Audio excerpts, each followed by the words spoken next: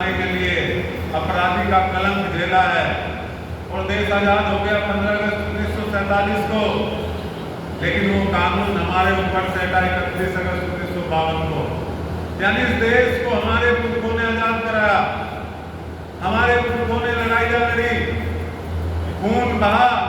तो जब देश में चीजों का बंटवारा हुआ, जब देश में धन का बंटवारा हुआ, जब देश में जमीनों का बंटवारा हुआ, जब देश में नौकरियों का बंटवारा हुआ, जब देश में व्यवस्था का बताओ, जिन जातियों के हम नाम दे रहे हैं, क्या ये जाति जमींदार है क्या? नहीं। इनके पास खेती की जमीन है क्या? नहीं। क्या ये जाति फैक्ट्री व्यापारी है क्या? अगर व्यापारी होती तो उनके पास फैक्ट्रियां होनी चाहिए थी, इनके पास कारखाने होने चाहिए थे, इनके पास बड़े बड़े मॉल, शॉपिंग मॉल, कॉम्प्लेक्स होने चाहिए थे। तो ये जाति व्यापारी की नहीं है, नए सरकारी नौकरियों में है। आप कितने लोग बैठे हैं? क्या कोई आपका रिश्तेदार एसडीएम कलेक्टर है क्या? नहीं है क्या? नहीं। तो आप सरकारी नौकरियों में भी नहीं हो, आप शासन में नहीं, प्रशासन में नहीं। तो देश की आजादी के 71 साल बाद अगर आपको कोई चीज मिली तो वो गुलामी मिली। हम लोग आज भी गुलाम हैं।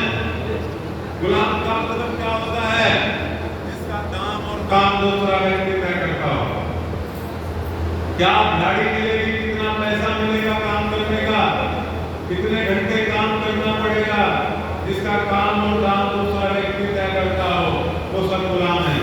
आज जितनी ये जातियों के हम नाम ले रहे हैं, उनके लोग सारे गुलामी वाले काम कर रहे हैं। आप जाकर देखना, सड़कों के किनारे ठेले इन्हीं जातियों के हैं। आप जाकर देखना, रिक्शा चलाने वाला किस जाति का है। आप जाकर देखना, फैक्ट्री में मजदूरी करने वाला किस जाति का है, और वो फैक्ट्री किस जाति की है। आप जाकर देखना, जो राजमिस्त्री है, जो मकान बना रहा है, जो पेंट कर रहा है, जो हलवाई है, वो किस जाति का है। और बड़े बड़े बैंकेट हॉल, बड़े बड़े होटल किस जाति के हैं, उसमें खाना बनाने वाले किस जाति के हैं। ये बात आपको पता है नहीं है? आज हमारे लोगों को पूरी तरीके से गुलाम बनाया गया। यानी जब देश में हम लोगों ने हिस्सेदारी का नंबर आया हमारा, तो हिस्सा मिलना चाहिए था, नहीं मिलना चाहिए था? तो क्या हमें हिस्सा मिला? नहीं। देश आजाद होने के बाद देश कांग्रेस के हाथ में गया, कांग्रेस के हाथ में सत्ता गई। हम लोगों ने भरोसा करके कांग्रेस को वोट दिया, कांग्रेस को वोट दिया। 50 साल तक देश में कांग्रेस की सरकार रही, लेकिन कांग्रेस ने भी हमारे साथ धोखा किया। पिछले वर्ग का जो आरक्षण था, क्योंकि आरक्षण से हम लोगों को नौकरी मिल सकती थी, आरक्षण से हमारे बच्चे फ्री में पढ़ सकते थे, आरक्षण से हमारा समाज आगे बढ़ सकता था, लेकिन कांग्रेस ने वो पिछले वर्ग की जितनी भी रिपोर्टें आई, एक भी लागू नहीं होने दी। चाहे काका कालेंकर 1953 की रिपोर्ट हो, चाहे मंडल कमीशन की रिपोर्ट हो, कांग्रेस पार्टी ने हमारे साथ सबसे बड़ा धोखा इस पार्टी से किया। ये बात आपको पता है क्या? नहीं। अगर कांग्रेस हमें हिस्सा देती होती तो आज आपके बच्चे डॉक्टर, इंजीनियर, वकील, दरोगा, मास्टर, सिपाही, वकील होते कि नहीं होते? बताओ। होते। आपके पास भी जमीनें होंगी, आपके पास भी बड़ी बड़ी फैक्ट्रियां होनी थी। तो ये धोखा हमने किया। हमने सपा पे भरोसा किया उत्तर प्रदेश में, हमने बसपा पे भरोसा किया कि शायद ये पार्टियां पिछड़ों दलितों की पार्टी है, ये शायद हमारा हिस्सा हमें दे देगी। हमने भरोसा किया और 27 से 30 साल तक उत्तर प्रदेश में सपा और बसपा की सरकार बनवाई। बहन जी को 4 बार मुख्यमंत्री बनवाया। इन्हीं समाज की वजह से वो सत्ता में आए। मुलायम सिंह यादव समाजवादी पार्टी को 4 बार सरकार में लाए। क्या हमारा हिस्सा 4 पार्टियों ने दिया क्या? नहीं दिया। सपा बसपा हमारा हिस्सा दे पाई?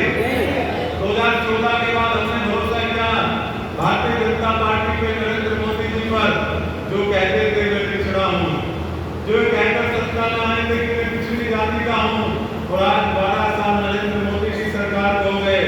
2017 में हमने सोचा कि केंद्र में सरकार है, प्रदेश में नहीं है, चलो डबल इंजन की सरकार कर लेते हैं, चलो प्रदेश में किसकी सरकार हो जाएगी। बीजेपी ने कहा कि केंद्र में हमारी सरकार है, प्रदेश में नहीं है, इसलिए हम आपका आरक्षण लागू नहीं कर सकते, आप हमें प्रदेश में भी सरकार में लाओ। तो हम लोगों ने 2017 में भारतीय जनता पार्टी को उत्तर प्रदेश में पूरा वोट देकर ये थी पिछड़ा महादलित जिसकी आबादी 60% की है, जिन्होंने अपना सारा वोट बीजेपी को देकर ये सोचा कि केंद्र और प्रदेश में सरकार होगी तो हमारा हिस्सा मिल जाएगा। 12 साल केंद्र की सरकार, मोदी जी की सरकार और 10 साल योगी जी की सरकार हो गई। क्या हमारा हिस्सा योगी मोदी ने दिया गया? अगर 12-10 साल में हमारा हिस्सा देते होंगे तो आपके पास भी कुछ होता कि नहीं होता? आपके बच्चों के पास भी होता कि नहीं होता? जरूर होता। आपके बच्चों को जानबूझकर ये चाहते हैं कि ना पढ़े, ये चाहते हैं कि आपके बच्चे ना पढ़े, तभी तो सरकारी स्कूल की व्यवस्था ऐसी रखी है। इस सरकार ने क्योंकि प्राइवेट में हमारे बच्चे पढ़ नहीं सकते, फीस बहुत महंगी है। बताओ प्राइवेट में इतने बड़े बड़े स्कूल खुले हैं, क्या उनकी फीस भर सकते हैं क्या? हम भेजते हैं अपने बच्चे को सरकारी स्कूल में। सरकारी स्कूल में जहाँ मास्टरों को सरकार ने इतने काम दे दिए, जनगणना करो, पशुगणना करो, मतगणना करो, वोट बनाओ, सारी दुनिया के काम उनकी तरफ दे दिए, जिससे आपके बच्चे को नहीं पढ़ा पाते, सरकार के काम करते रह जाते हैं। ये बात सही है कि नहीं है? तो आपका बच्चा खिचड़ी खा खा के आपका बच्चा कमजोर हो जाता है और वो 10वीं तक जाते जाते फेल हो जाता है और फिर वो मजदूर बनता है। आपके बच्चे को ये भाजपा की सरकार आज मजदूर बनाने का काम कर रही है। ये बात सही है कि नहीं है? बताओ। तो हमें एक ही बात समझ में आई, इंजीनियरिंग की नौकरी छोड़ के आया 2013 में, हमने इंजीनियरिंग की पढ़ाई की, जब नौकरी छोड़ी 90,000 1 लाख रुपए तनख्वाह थी और 2.5 लाख रुपए इस पोस्ट पे है। हमने सोचा किसी को तो लड़ना पड़ेगा, इसीलिए हमने आज से 13 साल पहले नौकरी छोड़ी और नौकरी छोड़कर समाज को जगाने के लिए निकल गए। हमारे एक ही बात समझ में आए, हम कांग्रेस में भी रह चुके, हमने बीजेपी में भी रह के देख लिया, हमने एक ही बात समझ में आई कि political power is the God power, कि सरकार में जो शक्ति है वो भगवान की शक्ति के बराबर है। जब तक हम खुद की सरकार नहीं बना लेंगे, जब तक हमारे बच्चों को हिस्सा नहीं मिलेगा।